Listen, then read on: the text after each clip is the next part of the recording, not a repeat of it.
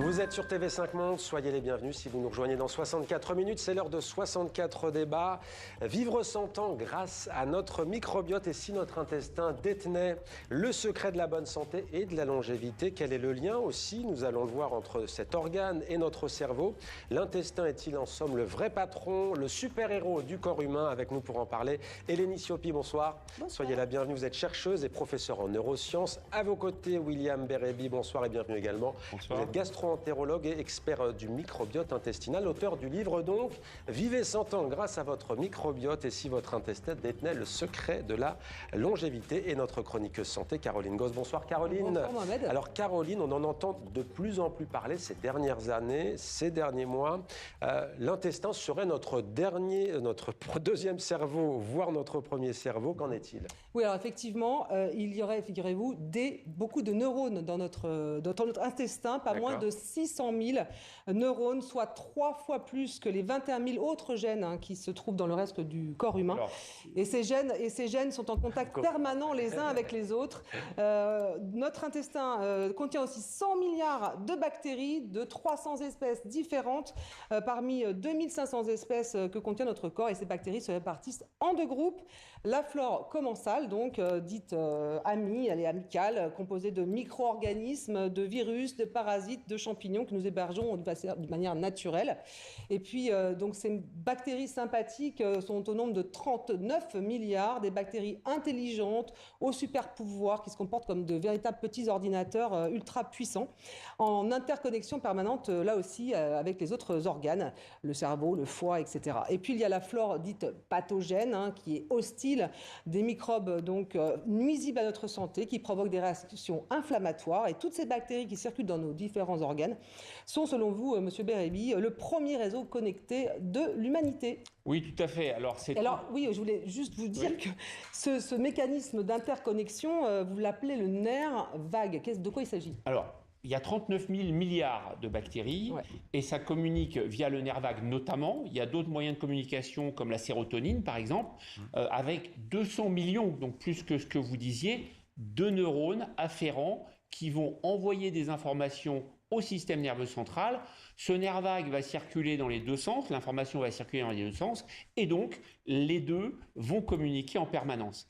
Et donc premier cerveau, oui effectivement, puisque par exemple la sérotonine, qui est l'hormone du bonheur, comme on l'appelle habituellement, est fabriquée non pas par le système nerveux central, mais à 90% par les bactéries intestinales. Donc je pense que ça lui vaut bien le titre de premier cerveau. Alors juste avant ma question à Eleni Ciopi, rappelez-nous quand même pour celles et ceux qui nous regardent et pour nous d'ailleurs, l'intestin c'est un organe d'abord qui est très grand. À quoi il sert? Quelle est sa fonction principale? Alors l'intestin ou le microbiote? L'intestin. L'intestin. Alors l'intestin dans sa globalité, il va permettre, il y a deux parties, il y a l'intestin grêle qui fait 5 à 7 mètres et le côlon. Le plus important, c'est le côlon par rapport au microbiote. Et dans ce côlon, il va y avoir différentes fonctions. Alors, les fonctions principales, ça va être mécanique, ça veut dire que ça va empêcher les pesticides, les bactéries pathogènes, les métaux lourds de passer. D'accord. Deuxième grande fonction, l'immunité, puisque ça va permettre de réguler l'immunité et de nous défendre contre les infections. Et il y a l'obtention des éléments nutritifs de base, évidemment. Vous l'avez évoqué. Vous travaillez aussi sur ces questions, Eleni Ciopi. Oui. Comment notre cerveau est en connexion avec notre intestin et vice-versa? Avec l'intestin ou avec le microbiote intestinal? Alors, puisque ça fait 2 fois que vous le dites, quelle est la différence fondamentale entre les deux, pour ne pas confondre? Parce que nous, on vulgarise, attention, pour nous, c'est l'intestin.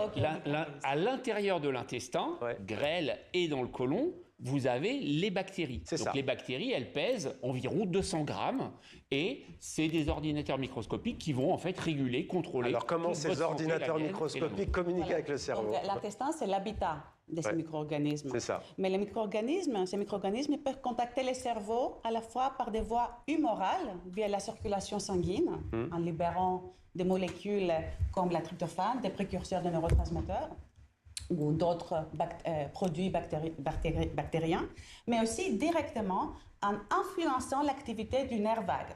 Donc, soit en le stimulant, soit en l'inhibant. Et ce nerf vague, il va se projeter sur le cerveau et toutes les structures qui régulent le bonheur, le plaisir, la motivation, etc. Et alors, en quoi ce microbiote est un super-héros? Alors, il remplit des fonctions que je vous ai indiquées. Donc, il fabrique des neurotransmetteurs comme la sérotonine, il sert de barrière. C'est le premier rideau de l'immunité puisque 80% des cellules de l'immunité sont dans l'intestin. Donc, en fait, toute notre immunité part de l'intestin et non pas du sang, contrairement à ce qu'on pourrait penser. Et ces bactéries intestinales, elles ont des super pouvoirs puisqu'elles fabriquent des substances qu'on appelle postbiotiques, c'est des acides gras à chaîne courte comme le butyrate qui ont une action anti-inflammatoire et anticancéreuse. Et aujourd'hui, on sait qu'en fait, la santé humaine dans sa globalité est gouvernée et commandée par le microbiote intestinal et pas l'inverse. Et donc, c'est le premier réseau connecté de l'humanité. Et c'est, je vais vous dire... Ça, c'est prouvé ce que vous dites. Hein. Ah, mais bien sûr, bien sûr. Ah ben non, moi, je ne donne pas d'avis personnel. Ouais. Tout ce que je dis est prouvé par la science.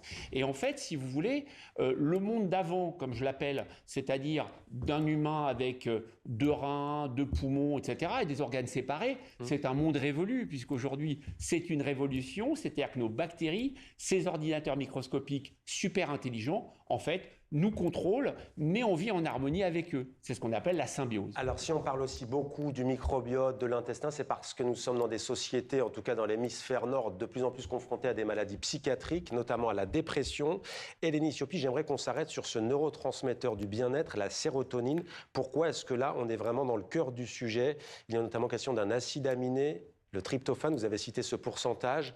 La dépression, elle est liée, dans tous les cas, à une mauvaise santé du microbiote ou pas forcément? Ah oui, il y a des preuves expérimentales qui montrent que la dépression est directement liée à une mauvaise santé plutôt du microbiote. C'est les données expérimentaux menées sur les petits animaux qui l'ont démontré. Ouais. Pas toutes les maladies psychiatriques, mais la dépression classique que l'on connaît. Les troubles anxieux, la dépression. D'accord. Il y en a d'autres d'ailleurs. Il y a le TDAH, les troubles de l'attention de l'enfant fréquents, et ça joue un rôle dans la schizophrénie, dans la maladie d'Alzheimer, dans la maladie de Parkinson. Il y a plus de preuves sur la dépression et l'anxiété. Donc la recherche continue pour établir des liens de causalité aussi pour d'autres maladies. Vous dites que donc, soigner le microbiote permet de prévenir le vieillissement cérébral et donc de prévenir notamment la maladie d'Alzheimer. Vous l'avez évoqué. Absolument. Et c'est à la fois des études cliniques et précliniques qui montrent ça. On sait que si vous voulez, dans la maladie d'Alzheimer, l'un des mécanismes, ça va être la dysbiose intestinale, donc le déséquilibre. Et que la porosité intestinale, qui est la conséquence, va permettre le passage dans le sang de substances pathogènes, de certaines bactéries ou d'autres éléments qui vont aller dans le cerveau et qui vont franchir une autre barrière, la barrière hémato-encéphalique, et donc aller dans le cerveau et jouer un rôle important dans le développement de ces maladies neurodégénératives. Mais il y a des patients qui ont Alzheimer et qui ont une santé microbiotique parfaite, non? Alors non, il y a une dysbiose. Alors ça a été démontré dans les travaux de recherche, puisqu'on a démontré qu'il y avait une dysbiose caractéristique dans la maladie d'Alzheimer. Et d'ailleurs, on peut prendre des souris et les rendre Alzheimer et transférer la maladie en prenant même de l'humain Alzheimer, en prenant son microbiote et en transférant à une souris, et on rend la souris avec des désordres de type maladie d'Alzheimer. Comment avoir une bonne santé? Qu'est-ce qu'il faut manger pour avoir une bonne santé? Quels aliments sont importants? Fibres. Une alimentation très riche en fibres et très pauvre en gras. Voilà, l'alimentation, c'est ça. L'alimentation microbiotique, c'est une alimentation très riche en végétaux. Donc des légumes, des fruits, des légumineuses, des céréales complètes. Bon, là, c'est valable pour tous les organes. Des graines, oui, mais les organes dépendent du microbiote. Ouais. L'organe numéro 1, en fait, de votre corps, c'est le microbiote. Donc, si vous lui donnez à manger suffisamment du carburant, 30 grammes par jour, vous allez avoir en fait l'ensemble de vos autres organes qui fonctionnent. Oui. C'est ça qu'il faut intégrer. C'est valable pour tous les... Il y a une vraie polémique parce qu'on entend souvent que nous sommes les seuls mammifères à continuer à boire du lait, par exemple. Oui. Et vous insurgez en faux contre le fait ce constat. Les laitages, il en faut. Bien sûr, il en faut. C'est la plus grande anomalie, si vous voulez, du moment. On sait en France qu'il y a 854 cancers du côlon tous les ans, dû à la consommation très faible de produits laitiers chez les jeunes, puisque 38% des jeunes ne prennent pas de produits laitiers. Et donc, il y a des recommandations d'ailleurs sur le sujet, françaises et internationales, qui sont 2 produits laitiers par jour, puisque avec 2 produits laitiers par jour, vous diminuez votre risque de cancer du côlon. Sauf s'il est bourré de sucre. Là, attention. Alors, il faut prendre du lait demi-écrémé, il faut prendre des laitages bio, puisque bio, vous n'allez pas avoir d'antibiotiques, donc vous allez être préservé. Et donc, si vous voulez, c'est des choses qui sont publiées, qui sont à la disposition de tout le monde. Et c'est une erreur de ne pas en consommer. Alors, sauf désir personnel, si vous voulez. Près de Paris, là, à Saclay, il y a une usine de ferment. Donc c'est un procédé largement méconnu, mais qui est quand même un procédé millénaire au service de l'alimentation de demain. Quels sont les bénéfices à ingurgiter ces ferments, Madame Ciopi, vous avez une idée? Pas surtout enrichir le microbiote intestinal, j'imagine, mais en tout ce qui concerne la recherche chez l'animal, cette lien de causalité doit être démontré encore. D'accord. En fait, si vous voulez, il est simple de comprendre pourquoi les laitages sont intéressants.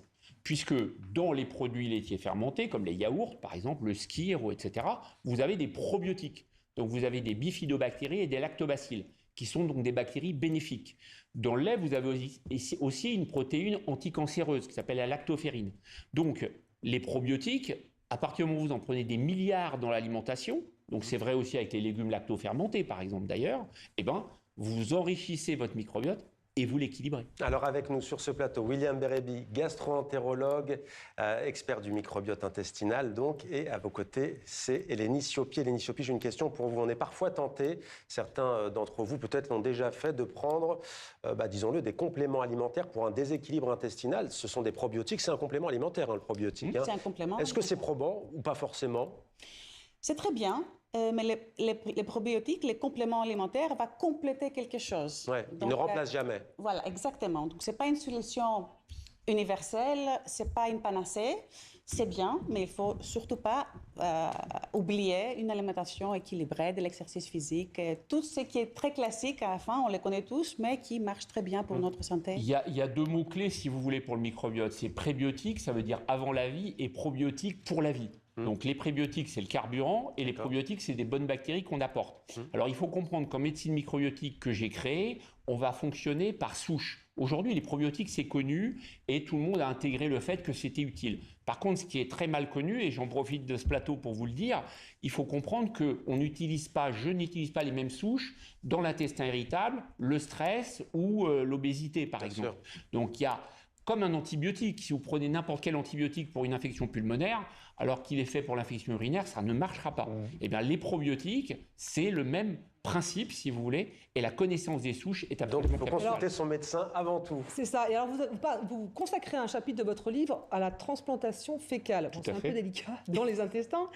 Il y a normalement en France, c'est interdit, sauf pour soigner le Clostridium difficile. Clostridioides difficile. Voilà, une inflammation qui provoque des diarrhées qui peuvent être sévères.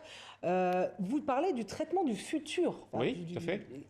Qu'est-ce que alors aujourd'hui, donc, ça consiste exactement? En quelques mots, on prend les selles d'un donneur ou de plusieurs donneurs, on les traite d'une certaine manière, on les analyse pour qu'elles soient parfaitement saines, et on va les transplanter à un receveur.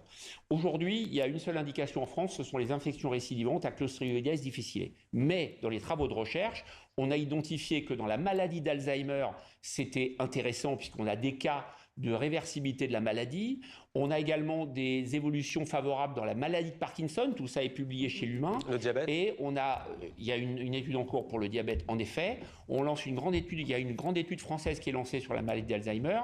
Et il y a un grand rôle également en cancérologie, puisque dans les cancers agressifs, type mélanome ou cancer avancé du poumon, par exemple, on peut, grâce à la transplantation fécale, rendre répondeur au traitement, notamment chimiothérapie, des patients qui ne le sont pas. Donc c'est une révolution en cours. Il faudra évidemment du temps pour mettre tout ça en place, mais c'est effectivement la médecine du futur. La médecine du futur, une révolution en cours selon vous. Eleni Ciopi, on entend aussi parler d'un QI intestinal. Ça vous fait sourire? Il y a un quotient intellectuel. Est-ce qu'il y a un quotient intestinal? Est-ce qu'on peut mesurer quoi d'ailleurs? La bonne santé du microbiote? Non, QI, non, c'est pas un mot vraiment adapté. Je pense que c'est une manière un peu simpliste de voir les choses. Vous pouvez avoir un microbiote. Non, on va trop loin dans la vulgarisation. On n'a pas besoin de ça pour expliquer. Équilibré, les termes qu'on utilise, si vous voulez, c'est équilibré, résilient, c'est-à-dire la capacité de se défendre. Mais le microbiote régule sûrement, et ça, encore une fois, il y a des preuves scientifiques, notre cognition. Ça, c'est sûr. Parce que ça maintient en bonne santé toutes les structures du cerveau qui régulent l'apprentissage, le sommeil, les souvenirs, la mémoire. Donc ça, on peut le dire. J'aimerais vous entendre plus sur les pathologies. On ne s'y est pas assez arrêté sur les pathologies psychologiques, psychiatriques. En quoi est-ce que, puisqu'on parle de révolution ici, d'une discipline médicale à part entière, en quoi ça peut aider? De quoi? En quoi la recherche sur ce domaine médical précis peut permettre d'avancer sur les maladies psychiatriques? Je pense, pour les maladies psychiatriques spécifiquement et en général, je pense que c'est une vraie révolution parce qu'on est en train de passer d'une médecine ou d'une vision très ciblée sur médicaments, traitements, à une vision un peu plus globale, plus holistique et plus intégrative, moi je dirais, de la médecine, où on prend en compte l'environnement comme un facteur de la maladie, comme un acteur clé de la maladie, et non seulement l'organe, les tissus, la molécule. Et on ne regarde pas que le cerveau. C'est ça. Oui. Voilà, on regarde son ensemble, parce que le microbiote intestinal, c'est de l'environnement, c'est l'interface entre les milieux extérieurs et les milieux intérieurs. En Donc, d'autres pour moi, termes, c'est une révolution. oui, c'est ça absolument. En d'autres termes, si vous voulez, l'idée, c'est d'identifier la composition du microbiote intestinal chez différentes personnes qui ont des maladies neurologiques ou neurodégénératives pour pouvoir moduler ensuite leur microbiote. C'est pas juste de la recherche pure et dure. Et donc, en modulant le microbiote avec de probiotiques, prébiotiques, la transplantation fécale, on va pouvoir développer avec le temps de plus en plus de souches et on va agir sur les maladies psychiatriques ou neurodégénératives. Mais pourquoi ça ne va pas plus vite? Alzheimer, on en parle depuis des dizaines d'années. Parce que, cher monsieur, le cerveau est compliqué, parce qu'il faut de l'argent, j'imagine, pour la recherche, évidemment. Mais bien évidemment. Mais scientifiquement, d'un point de vue purement scientifique, c'est compliqué? Ah non, il y a des freins parfois, mais il y a surtout, et c'est pas vous qui me direz le contraire, un problème de financement. Les chercheurs n'ont pas assez d'argent. Si demain, quelqu'un disait « je mets des milliards sur la table pour un centre de pointe sur les maladies neurodégénératives », je peux vous assurer que... Milliards de bonnes bactéries. Voilà, eh bien, les choses iraient beaucoup plus vite. Ouais. Eh bien, merci beaucoup à tous les deux d'être venus sur notre plateau. Hélénie Sciopi, William Bérébi. Merci beaucoup, Caroline, de nous avoir proposé cette idée. On peut reciter effectivement « Vivez 100 ans grâce à votre microbiote et si votre intestin détenait le secret de la longévité ». C'est chez HarperCollins. C'est enseigné au CHU partout en France. Un petit peu, mais beaucoup trop peu. Et c'est pour ça peu. que je vais organiser le premier congrès mondial en octobre à Paris, avec une journée pour les médecins et une journée pour le grand public. Vous êtes à quel CHU? Vous êtes Moi, Cochin. Cochin. Voilà, l'hôpital Cochin. Vous allez inviter Mme Sciopi. Oui, voilà, c'est ça que je voulais dire. Voilà, vous êtes rencontrés grâce à nous. Ah oui, bien sûr. Ça va de soi. Maintenant, on va les laisser. Voilà, exactement. Merci beaucoup à tous les deux. Merci, Caroline. Merci à vous.